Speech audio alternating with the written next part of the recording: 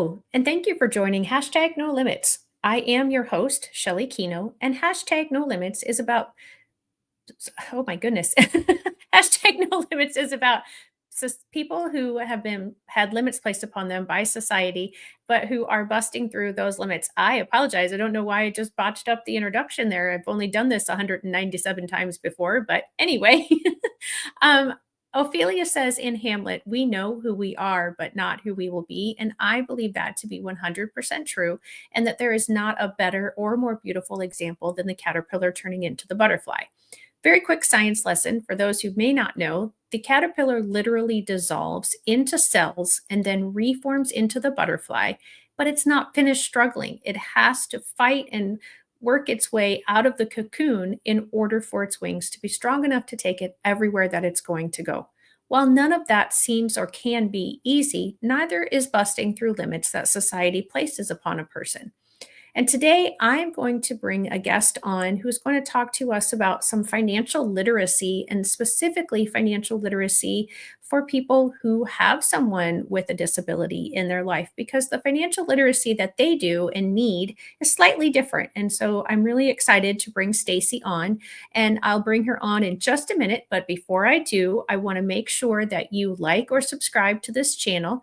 We are coming up on the 200th episode, and you do not want to miss that episode nor any other episode. So be sure you like and subscribe. And when it comes time for that 200th episode, we will be doing raffles throughout the episode of Cardinal baseball tickets, Holiday World Splash and Safari in Santa Claus, Indiana tickets, and I've got some other great prizes as well.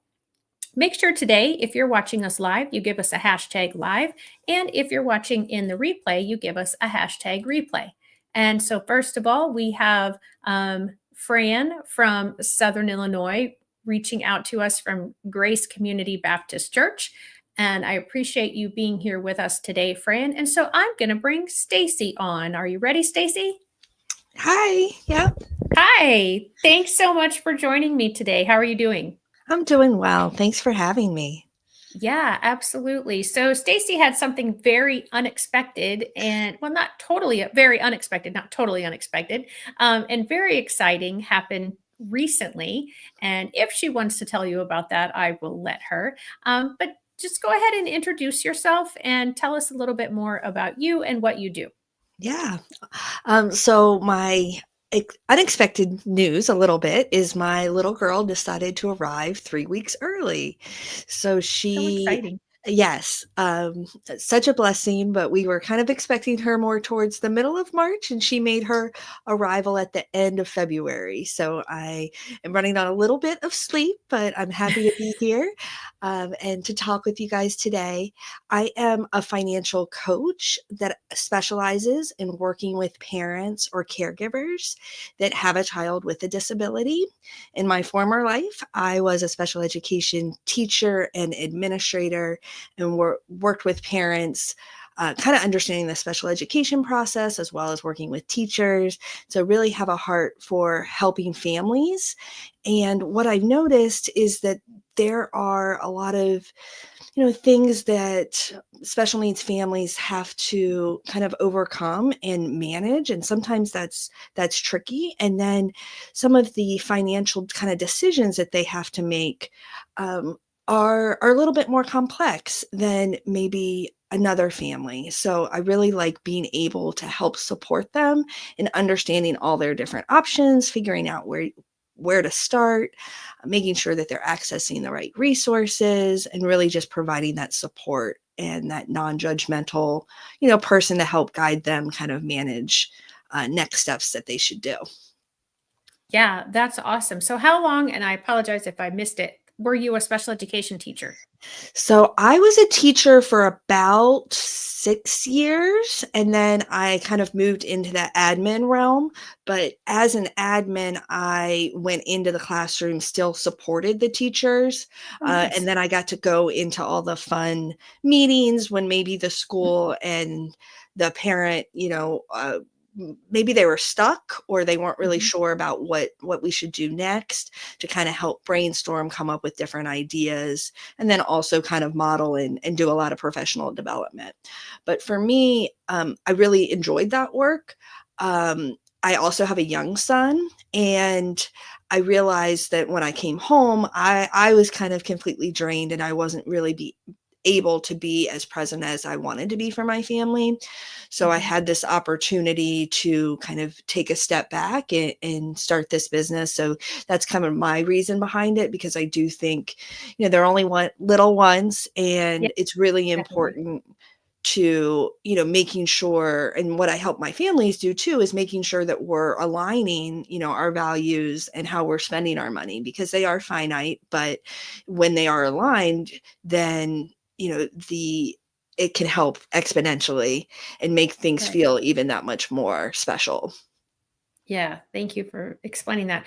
Yeah, I realized I only taught K through 8. And so as far as, like all the financial needs and financial options for families with someone eligible for special education, I really didn't think about that stuff until some of the students that I had worked with and I kept in contact with their families were getting through high school and into adulthood. And then these parents would reach back out to me and ask me questions, and I didn't have any idea. And so I'm happy to say that I have some idea, but still, because it's not my personal experience, because I haven't had to set up some of the things that we might get into today.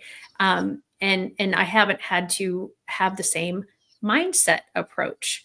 As I said, and as you also mentioned, the the concepts that making the right things the priority. Not even I don't even know if right things is the correct way, but just understanding what should be done, and maybe what could be put off, or what could be, completely taken off of a list.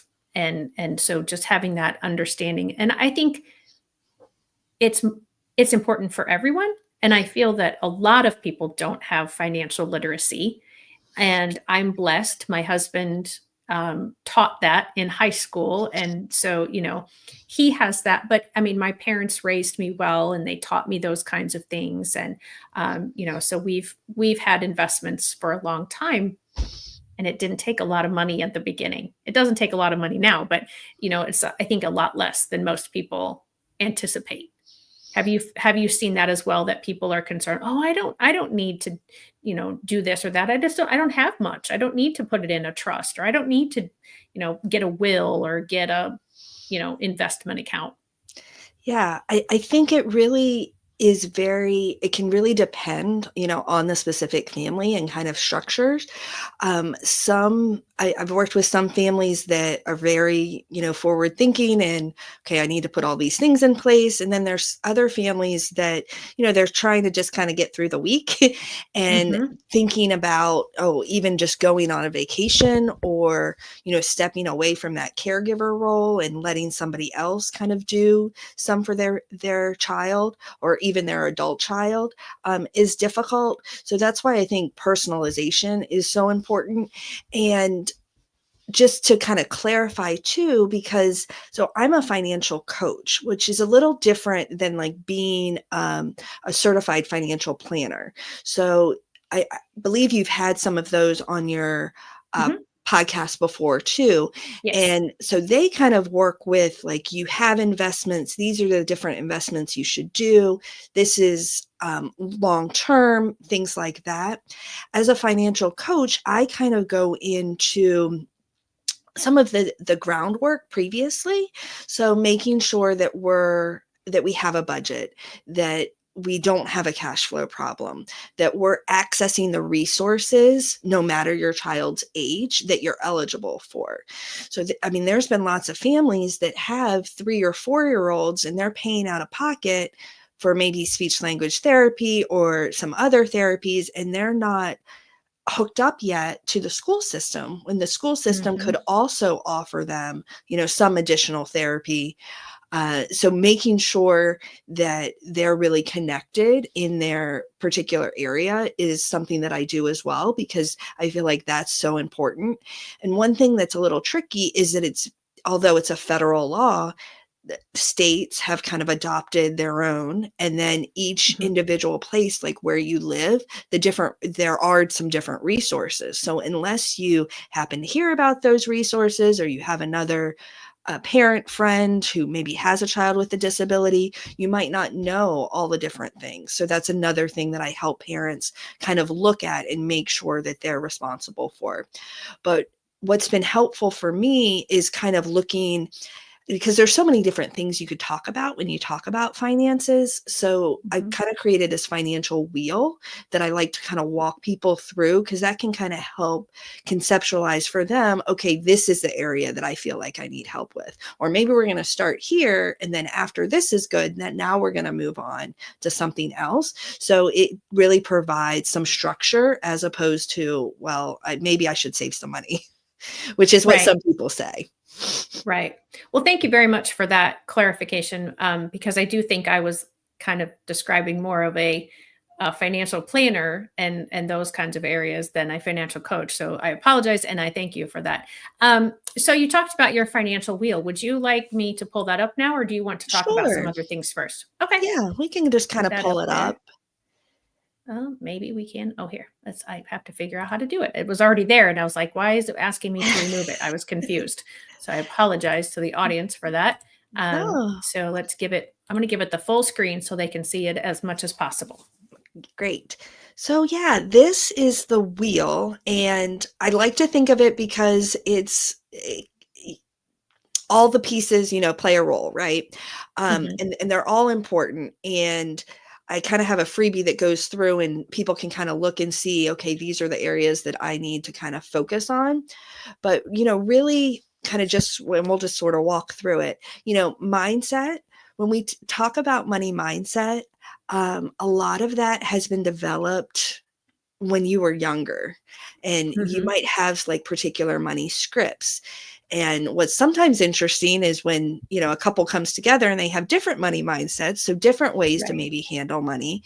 And it's important that they're, kind of on the same page, and that they're also aware of some of these things, because some people kind of have it, and it's kind of an unconscious thing unless you bring it to light, that maybe, Hmm. I'm not good with money, or only rich people are bad, or, some of these just scripts Right. that kind of live in our head that can really impact the way we spend our money, the way we save our money, and like just the way that we view things. So I do think that that's an important part to go through with my clients, and really making sure that they understand. And then if need be, kind of looking at kind of reworking those thoughts, because, our thoughts do impact our behaviors, and it can kind of be like a vicious cycle.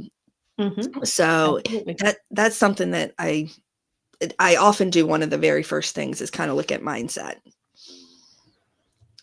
Yeah, and that's something that I have found when I talk about my understanding behaviors or my cognitive bias talks is that we have those family traditions, those systems of meanings that are developed, like you said, in our early years. We see how our parents deal with money or handle money. And in some families, money is talked about regularly and openly, and other families, it's not talked about. And it's never even discussed as, how much is in a savings or how we have to pay our bills or, and then also, like you said, some people have that mindset of, well, rich people don't work and they don't deserve it, and they have all this negative attitude. And so yeah, I appreciate you bringing all of that information forward. Yeah. And then, sometimes people come to me and they know, like, hey, I have student loans, or I have, $20,000 in credit card debt, and I know that that's holding me back from doing the different things that I want to do. So Mhm. we also, if it applies, look at that debt and credit kind of piece and then come up with a good kind of repayment strategy for that. And it varies from family to family. Like some families Mhm. are able to maybe use some tax refunds to kind of put towards their debts. So that can be helpful. I also use a tool. It's called Power Pay. It's from the University of Utah. It's actually a free tool that anybody can use. And you can put in all of your debts and they will kind of come up with the best way to pay them off, whether that Oh, is through, you pay the highest interest or so that avalanche method or that snowball method where pay finish the debt that's the smallest amount and just to get rid of that. And then you roll the payment into the next debt. So that's been really helpful as a useful tool as well to just kind of see and to see what would look like maybe if you made some extra payments for that debt to be reduced. yeah, I'm glad you brought that out because so often, even when I was young, I would only make the minimum payment on my credit card bill and thought, oh, okay, well, I could pay more, but if I don't pay more, I can use that money somewhere else to do something else. And it took me a little while to catch on to the fact that if I only continued paying the minimum amount, the bill was going to continue to get bigger, whether I added any money to it or not. Yeah. Yeah. And it, And sometimes, credit card interest rates now are not uncommon to be over 20%. right. Um, car loans are now, sometimes 7 and 8% when they used to Yeah. be much lower than that. Yep. So that compound interest, it's great when you get it for investments, but when you're paying it for the credit cards, then Right. that's working against you, and that can really hold you back. Sometimes too with special needs families, maybe they have some different medical debts. So kind of working depending, a lot of hospitals will work with you like on a payment plan, but you have Mhm. to ask for that if that's something, that applies to your specific situation. So that's another area that we can spend some time in making sure that the families have a good plan for dealing with their debt or credit, or, if they're getting ready to potentially looking at buying a house, what are some of the things that they need to do ahead of time to help build that credit? That kind of also falls under that. Right. One thing that I found out several years ago was, for example, a hospital. If you approach them and say, if you have, for example, enough of a credit limit on a credit card, or if you can take a loan out from a bank, if you say, "Hey, I want to pay my bill off all at once," they will often reduce the total cost.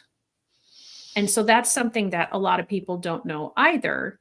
And, again, though, you have to look at if they have a payment plan and they're not going to charge you interest Mhm. versus, you getting a loan and having some interest charged, is it in the long run going to be cheaper, even with what they've knocked off the bill? Um, but yeah, I mean, we've had to do that a couple of times where we've had a hospital bill and it's like, well, we can't pay it all off right now, but we can pay it off in 3 months on our credit card. And if we pay it all off to the hospital, they reduce the cost. And for us, it worked because it was less with even the interest on the credit card. Because we had, this was like you said a while ago when credit cards had lower interest rates. I don't know that that would be necessarily of a benefit today, but just another thing to think about. And I feel like one of the things that holds people back is they don't ask. And Yeah. I think if we asked more questions, we might have more opportunities to pay things than what we realize. Yeah. I think part of it we might not ask, and then sometimes we're maybe afraid to ask or we maybe feel some shame around it. Um, Mhm. but especially like medical, I found them to be like helpful to, because I mean they want they want their payments. So they're going Right. to kind of work with you, and sometimes they're able to do a much lower interest rate than maybe what a credit card would be able to do, or Mhm. they're able to deduct. So uh, I know sometimes families don't feel like they can do that kind of on their own. So that's another Right. thing that I can, help support with. But it is good to know, for your audience, that these options are out there, that they can request these things. You might be told no, but a lot of Right. times they'll, well, we can't do this, but we are able to do A, B, and C, which is better Right. than that original offer. Right. Yes, absolutely. All right. So continuing back on the wheel. Yeah. So then the next part is resources, which I've kind of touched on a little bit. But this could be community resources, it could be school resources, it could be looking at, able accounts potentially. So able accounts are achieving a better life experience. And what they are is if someone with a disability was diagnosed before age 26, then you're allowed to have this account, and it's similar to a 529 account. But what you can use it for is you can use it for tax deductions, that are qualified disability expenses. So you can contribute $19,000 a year into it, and it's able to grow like an investment account. But then you're also able to kind of take money out of it for anything, almost anything related to the child that is going to make their life better, which is pretty broad. But Yeah.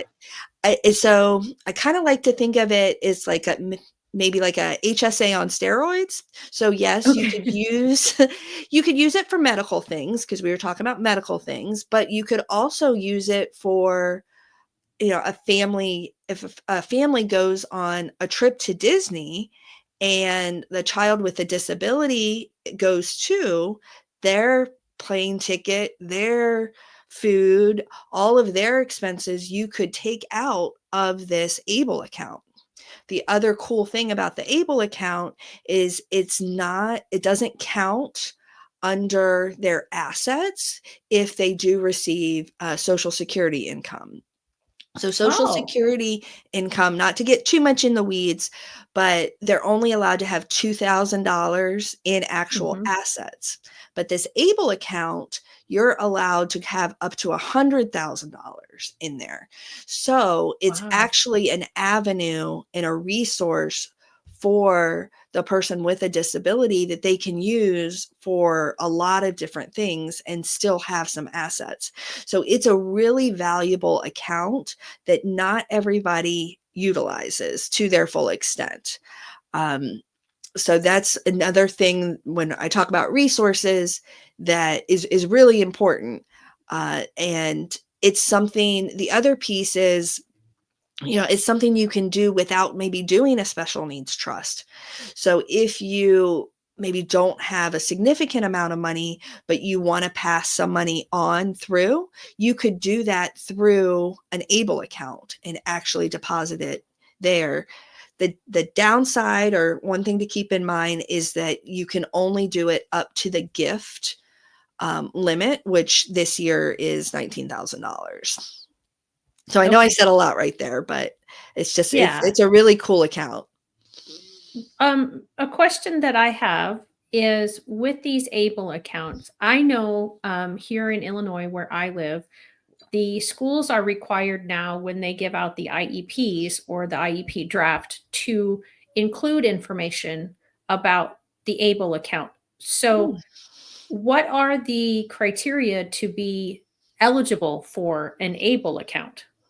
yeah. So to be eligible for an ABLE account this year, you have to have a disability that occurred before age 26. In 2026, that age is actually going to change to 46.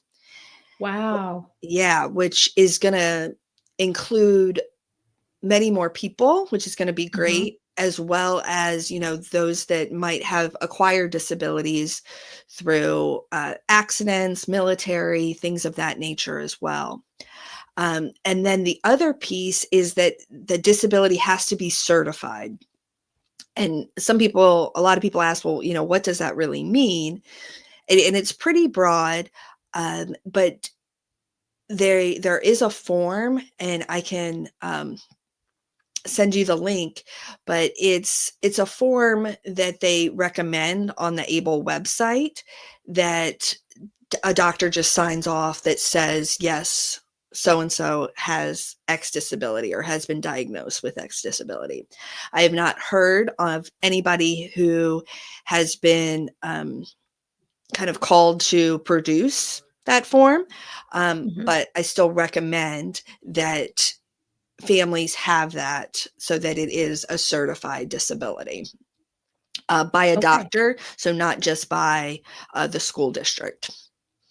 Okay. So that helps me a lot because I was thinking about specific learning disability. That's an eligibility to get special education. But to my knowledge, there's not a diagnosis of a specific learning disability under that term. But if a child or a person has dyslexia or dysgraphia or dyscalculia or some other medical disability that has been diagnosed, then they would be eligible, I think, based on what you're saying. Yes. Okay. So that's good because that's what I was wondering. Like, okay, they're sending this out to every single student who has an IEP, and so I was trying to figure out if every single student would be eligible, but it doesn't necessarily sound like it would be an automatic. If you have an IEP, you're eligible for ABLE. Not automatically, but highly likely because Okay. it's pretty broad. And Okay. the one just really great resource that does all about ABLE is the ABLE National Resource Center. So that's www.ablenrc.org. I think I got it right. Let's see. I'm going to show this up. Did I get it right? ablenrc.org. Yep. Okay, perfect. All Yes. right, so that So did that go into the chat. So whether you're watching on YouTube or you're eventually, when this is only a podcast and you're only listening, you can go to the YouTube channel and find this link directly there. yes, and they kind of walk you through how to set up an ABLE account, where you can set up with the ABLE account, more information about those qualified disability expenses, what's included there, and it's a really helpful place to get started. And again, another cool kind of thing about ABLE accounts is you can do them on your own. Like families can just go and set up this account. Okay. Some states do have um, tax deductions for setting up an ABLE account the same way that they may have for a 529 account. Okay. It just kind of depends on your specific state. Most states have their own ABLE account. There's just a few that don't. But just because you're like in Virginia, I'm in Virginia, and we have Virginia's ABLE. Other people, you don't have to be a Virginia resident to be part of the Virginia ABLE account. Oh, So okay. there's pros and cons, but definitely something to look at. So that's definitely Right. something that we dive in more, kind of looking at those resources, um, seeing, is Social Security, is that going to be something that it might be appropriate for the child or not? Are there wait lists that we should get on for the child? Hmm. What do they have as far as independent living? Kind of those pieces too, all fall under the resources and overall costs that families might need to consider. And is there a minimum to open an ABLE account? Like, could somebody open it with $5, or do you need 100 or 500 or? I'm not sure about the minimum. I do believe that there's like a fee Mhm. So if you probably only had $25, it probably wouldn't be worth doing because there is that fee, that monthly fee that goes along with it.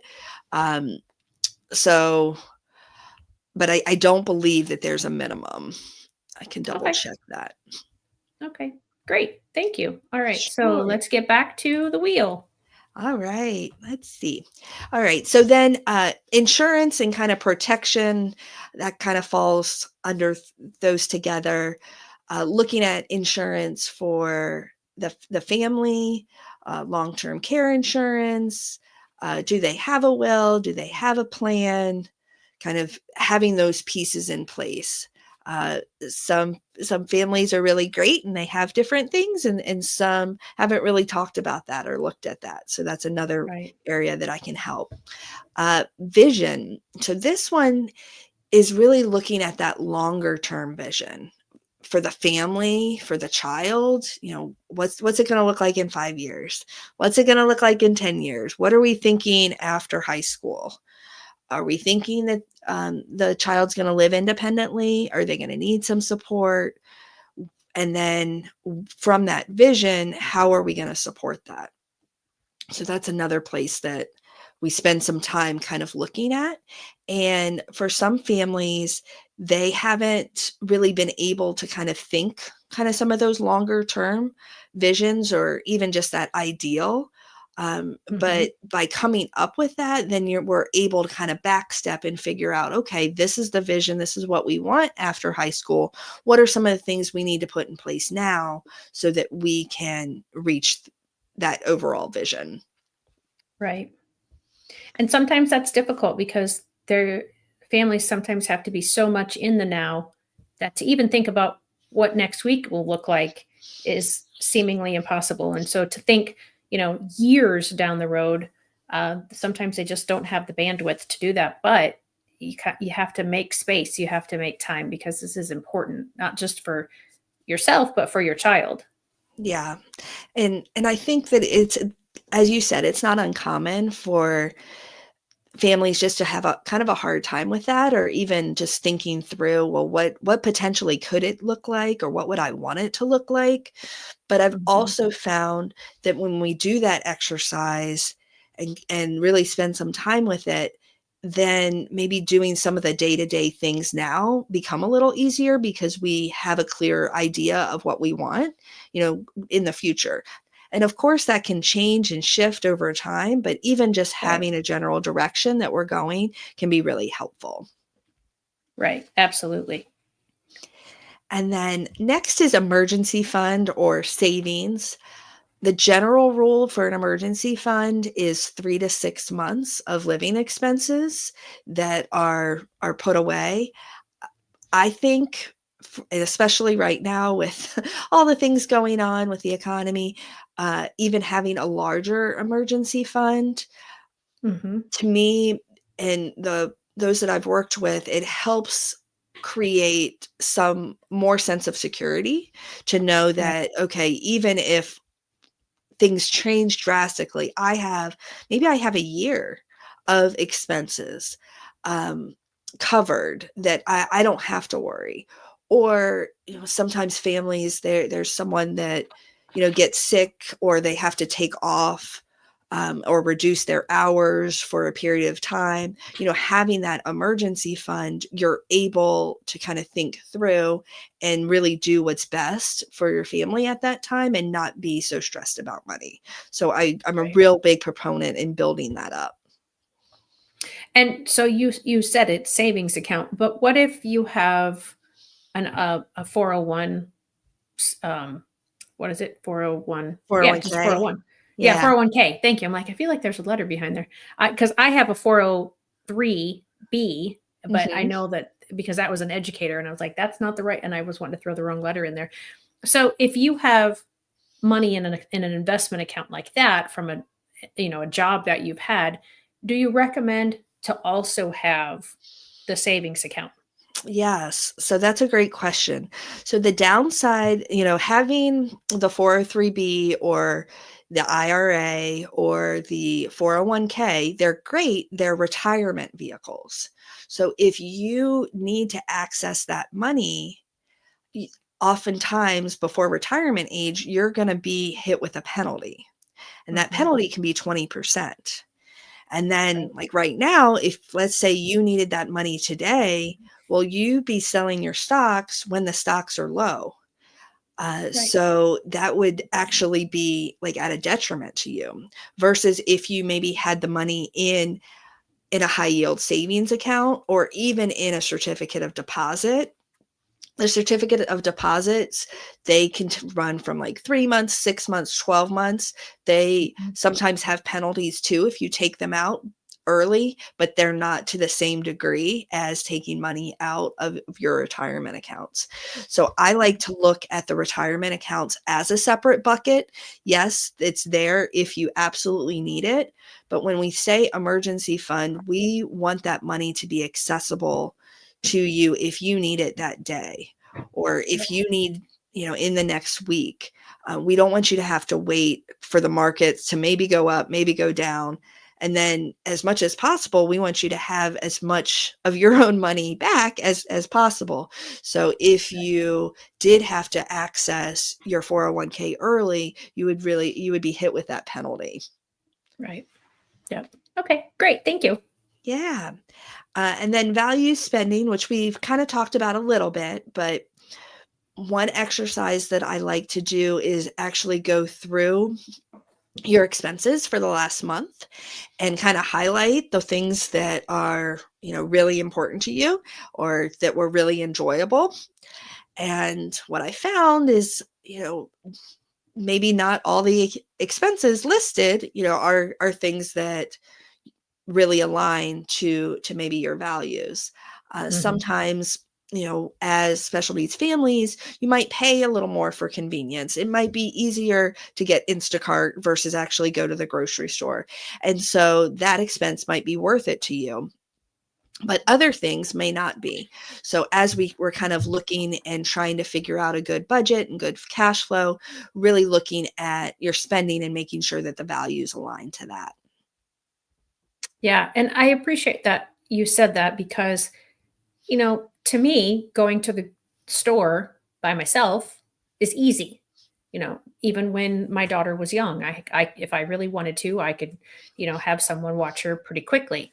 But that is often not the case with a family who has, someone in their family who has different needs, and so um, what I might value isn't necessarily going to be what someone else values, and that's okay. Mhm. And there should not be judgment or shame or, anything negative because if that's what a family needs, that's what a family needs. If that's what they choose to spend their money on and that's a value for them, then I don't think we should look down on them for they have to take care of their own mental health too. And for a lot of parents, that's a mental health issue. Like, Mhm. okay, I could just go get the groceries or I can just have the groceries delivered and I don't have to try to go, get the child in the car and go to the store and do all the things and, possibly have whatever happen at a store and maybe have to leave without the stuff anyway. Um, and so I really appreciate that you said that in that way that it's their value. What do they Yep. value? Right. And we want to make sure that their spending aligns to their specific values. So sometimes, you know, we kind of look and see and we review and I don't see their values or they don't see their values in with their spending. And then that can kind of with that realization, oh, okay, this is why maybe I'm not really feeling fulfilled or I feel like I'm just spinning my wheels. Well, because I'm not spending on things that are really truly important to me. Yes, we all need electricity and water and a place to live and things like that, but really kind of looking and seeing, okay, what is important, and then how can we maybe make some tweaks for that. And as you Right. said, the self-care is so important for caregivers and families, so if somebody enjoys going, I'm not one to get my nails done, but if somebody wants to go get their nails or go get their hair done, awesome. Let's figure out in our budget how we can make that happen so that you can do that. Because that half an hour or that hour, once a month, that might be, your me time. And that's really important for the overall health and support of the family as well. Right. Absolutely. Yep. Thank you. Thank you for Yeah. talking about that. All right. So what's next in our wheel? Yeah, so then just the last part is really looking at those goals, which yes, they're kind of aligned to the vision as well, but really when we come up with goals, I like to look at what we're going to do really within the next month, and then in the next 3 months, and then year, and then 5 years, to really kind of hone in, financially, where are we at, and what kind of things would you like to do. So sometimes people come and, yep, I want to get out of debt, or, I just want to know where my money's going. Like I'm make good money, but I'm not sure. I don't feel like I'm saving enough or I have enough at the end. So whatever kind of specific goals, really kind of honing in on that so that we can make progress on that as well. Beautiful. And so after you do this whole wheel with a client, what happens after that? Yeah, so typically I work with clients for 3 months, and we kind of focus in on which areas they may need.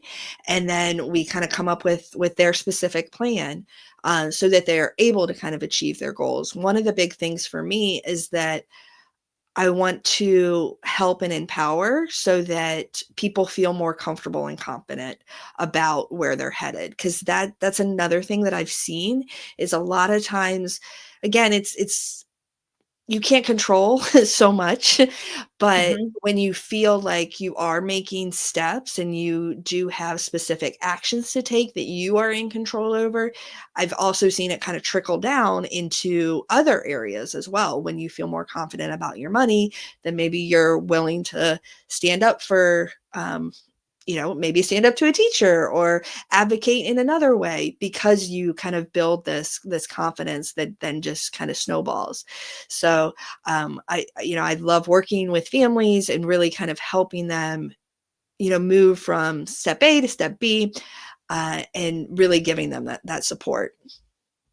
Yeah, that's awesome. So, your company is called Rewire Behavior, and I know that each of those letters of Rewire stands for something. But before we get to that, I do just want to talk about how people can find you. You are on Facebook, and it's facebook.com/Rewire Behavior Financial Coaching.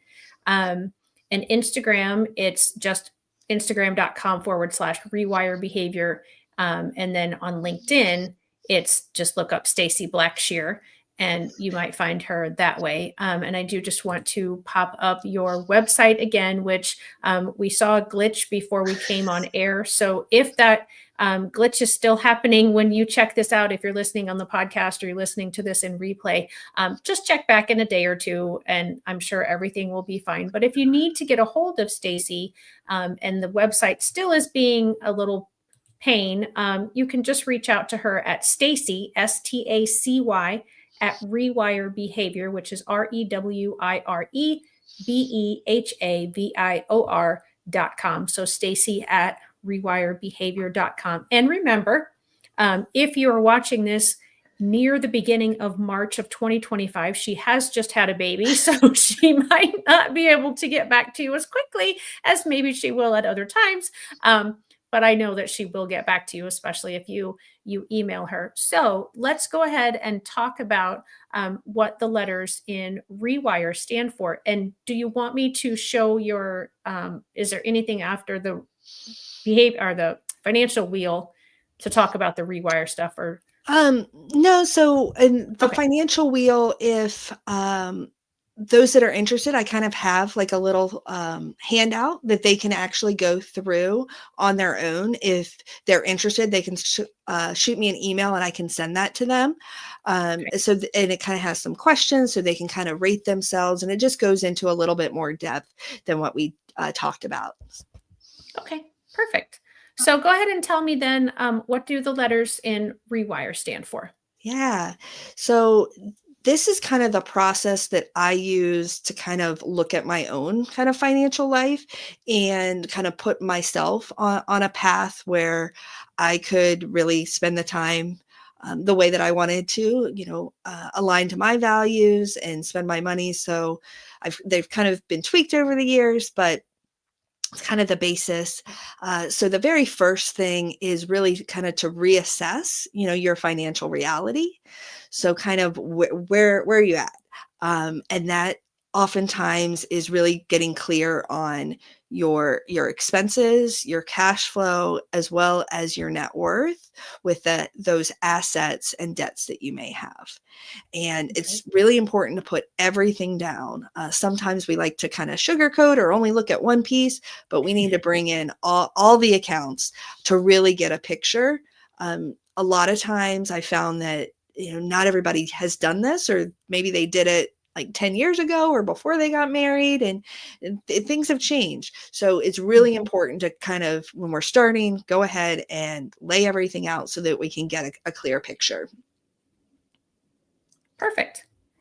And then from there, we want to make sure we want to establish those clear financial goals. So, okay, this is where we're at. Where do we want to be in 3 months, 6 months, a year, and come up with those. And then the next part is to weave together, a plan. Like how are we going to get there? We have these beautiful goals. If we have the goal to pay off our credit cards, okay, how are we going to do that? Are we going to take a second job? Are we going to make some extra payments? Are we going to reduce some of our expenses? What are some of the things that we're going to do in order to achieve that? Mhm. That sounds good. And then the next part is invest. And this investment could be investing in the stock market, or potentially even investing in yourself. Maybe there's maybe a course, maybe there's something that you would like to learn how to do that could maybe increase your income. Kind of really look at that and become more aware. So to kind of strengthen that plan. Next step is invest. And then as you're running through that plan, we need to then review how it's been going. So review and adjust your plans and actions. I found that sometimes we come up with the plan and then we just let it go and we don't kind of look back to see, okay, how's it working? Or, I thought I could make an extra $200 a month to my credit cards, but I realized that I can't. What's the new plan, or how am I going to shift, and kind of spend some Mhm. time with that. And then the next part is really taking that empowered action. You feel comfortable. We have the plan in place. We maybe tweaked it, reviewed and adjusted. Okay, what are you doing moving forward for your financial goals as well as your family? That's awesome. And how long did it take you to come up with all the acronym for Um, Rewire? Yeah, well, I mean, it's been a process, so me personally, I kind of went through, some ups and downs as we all do. And Mhm. um, kind of with a lot of reflection, trying to figure out, okay, because I went through a divorce previously. And so looking at that, I had to kind of come up with, okay, what am I going to do now? And how am I going to move forward? And so those were kind of some of the steps that I took. Got it. Cool. Thank you. Yeah. So I know that you mentioned before that you could send people, if they emailed you, that you would send them your little, what did you call it? I'm sorry. A little handout for them that kind of goes over the different areas and has them kind of assess too, which areas, kind of a little self-assessment, Right. some questions to ask and things to consider that would be helpful for them. Great. And I know you had also mentioned for my audience specifically, um, maybe a consultation with you. Did you Yes. want to talk about what that would be, how they would set that up, what Yeah, what they would maybe sure. talk about? Yeah, so again, probably if my my website's down right now, go ahead and you can just email me, and we can just kind of talk about your specific family situation, what's going on. I can offer some support, advice, and then see potentially if it's a good fit for us to maybe work together, or potentially how I could help you. And you can work with anybody anywhere in the country, or do they need to be there in Virginia with you? Yeah, no, we can do virtually anywhere. Just do meetings via Zoom. There's also kind of just some different handouts and things that I send virtually. If you happen to be in the Hampton Roads area, I always love to meet in person too, but that's definitely not required. I have clients all over. And when you say all over, that was going to be my next question. Are you able to help people in other countries, or do you really just stay in the United States? So, as of now, I've just stayed in the United States. I think that some of the things are applicable throughout. The part that would be different, that I would not be kind of an expert in, or would not feel comfortable calling myself an expert in, would be like the specific resources or some of the laws that they may have in their particular country that we don't have in the United States. But as far as kind of organizing your finances, helping with your mindset, your goals, that's certainly something that I can do. And I also work. I collaborate with another financial coach that is over in London as well, and so I do have the kind of that connection if need be. Wonderful. All right. So, Stacy, we're getting close to ending time, and I just want to give you the opportunity. If there was something that you're like, I really want to talk about, or I really want to make sure we covered this, that if we haven't done that, that we take the time now to cover anything that we might have missed. Yeah. So I guess one thing would be, just for your audience, that sometimes finances can kind of feel overwhelming. And so then we don't look at them. Hmm. And then by not looking at them, or putting them off or putting them to the side, they become bigger and bigger and bigger, like of an issue, when maybe they don't have to Right. be. So really kind of taking that next, small step. So if that's kind of you and you're like, I'm just not sure, feel free to email me. We can kind of talk. We can kind of see what would be best for you, and how I can help. I'm all about, helping families, because I know that the families are just so important, and that you guys are doing so much in so many different areas. And so really this is just something that I love to help support you in, to try to make your life a little easier and less Awesome. stressful. Yeah, I think we could all use less stress in our life. Yeah. I think everybody has an area, at least one, that they could use less stress in their life for Yes. sure. Well, Stacy, thank you so much for being my guest today. And thank you for sharing all of that knowledge and your financial wheel. And I was really hoping we would get to see your new infant, but I understand, wanting to let her do her thing while you're able to focus on this. And so I greatly appreciate that and your time today. So guys, remember, if you're looking for a financial coach, reach out to Stacy Blackshear. Again, I'll pop up her website, and is rewirebehavior.com. And if you want to reach directly to her without going to the website, it is Stacy, Stacy, at rewirebehavior.com, and she will get back to you. And if you want that free handout that she mentioned before, be sure to reach out to her. Or if you want that free consult with her, make sure that you let her know that you saw her on hashtag no limits, and that you would like to talk with her more about that consultation. And then also, as I said at the beginning, it's almost the 200th episode, and I am really proud of that. I appreciate all the guests that I've had over the years, and so on April 1st, if all the guests that are scheduled between now and then show up, and my shows can run, then that will be the 200th episode. So make sure that you've liked and subscribed to this channel on YouTube specifically, and that you don't miss that episode. But you definitely don't want to miss any episodes, because I'm always bringing you great, insightful people like Stacy and so many others that have been on my show. So thank you all for joining me. Have a great rest of your week. I'll see you next time.